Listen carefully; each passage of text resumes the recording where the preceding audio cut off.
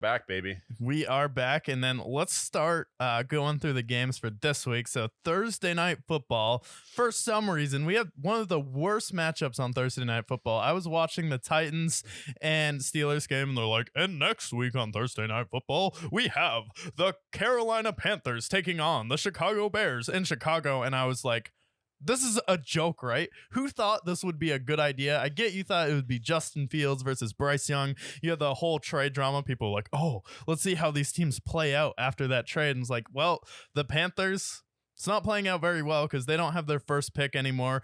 Bryce Young has looked okay, but he doesn't look like the best quarterback in his draft so far.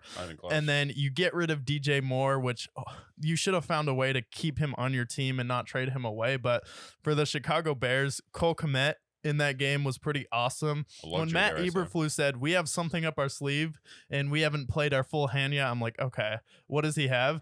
And what he had up his sleeve was Cole Kmet doing the tush push. You snap it right to Cole Kmet, and then Kirk Herbstreit and Al Michaels were like, oh, we thought Cole Kmet would be the one pushing. And it's like, if you're one of these teams and you want to do the tush push and your quarterback isn't great, it should be with an athletic 6'6" tight end who's 660 pounds, who is literally 2.5 yards on his own. So all he needs to do is fall forward. I'm like, that's a great way to reinvent a play that the Philadelphia Eagles have mastered. Some teams really haven't been able to do it. Well, if you want to find your stride and do the tush push, you should put in someone who's a big tight end and practice that, because all they have to do is push forward. The reason why it works with Jalen Hurts is he's pound for pound probably one of the strongest players in the NFL as a quarterback. Dude squats 600 pounds, and then body weight wise to muscle, I think that's why it works with Jalen Hurts, because he can really get that push. You have the tight ends on that team to do it. But if you're a team that wants to get it done, you don't really have the quarterback to do it. Maybe you have someone like a smaller quarterback like Russell Wilson. Maybe you do it with Greg Dolch or something like that. Or you do it with your tight end. You do it with a bigger athletic receiver instead of doing it with your quarterback. I don't think you have to necessarily do that play with your quarterback.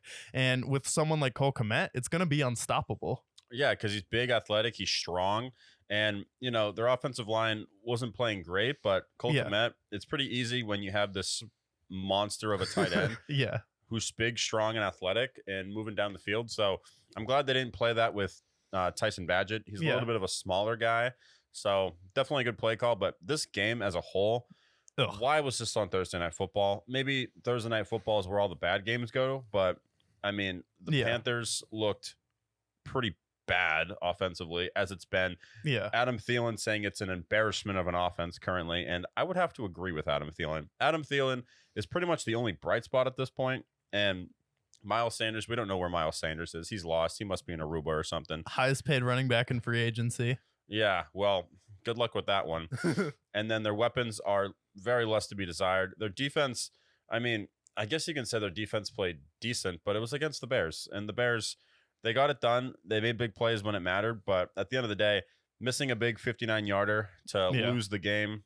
Big kick. I'm not going to give it any shit to Eddie Pinheiro, but just an awful first start of the week compared to the rest of the week where we had some pretty great games. Yeah, we did have some pretty great games. And then the last thing I'll say about this game is I've been driving the Cole Kmet bandwagon for the past 2 years on the show. I've been saying Cole Kmet is awesome. He's one of the most underrated tight ends, and then the past few weeks all I've been seeing is articles about how Cole Kmet is the most underrated tight end in football. So it's like where we were right, where we were wrong. Another situation where we were right. I was like, Cole Kmet, he's going to be one of the most underrated tight ends in football. He's a Notre Dame guy. And then anytime the Bears are on Thursday Night Football, you have Kirk Herbstreit, like, oh wow, what a luxury Cole Kmet is. And we've been driving the bandwagon on the show for Cole Kmet. So if you want to find the best next up and coming players and teams, this is definitely the show for it, because we called the Texans being good this year. We called the Philadelphia Eagles making a run to the Super Bowl. We called the Jacksonville Jaguars stepping up with Doug Peterson. So it's like the Lions too. Yeah, we'd have the Texans. Yeah, it'd be easier to go over where we were wrong than where we were right, because we've been right about a lot of things on the show, and then Cole Kmet just checks another box off of it.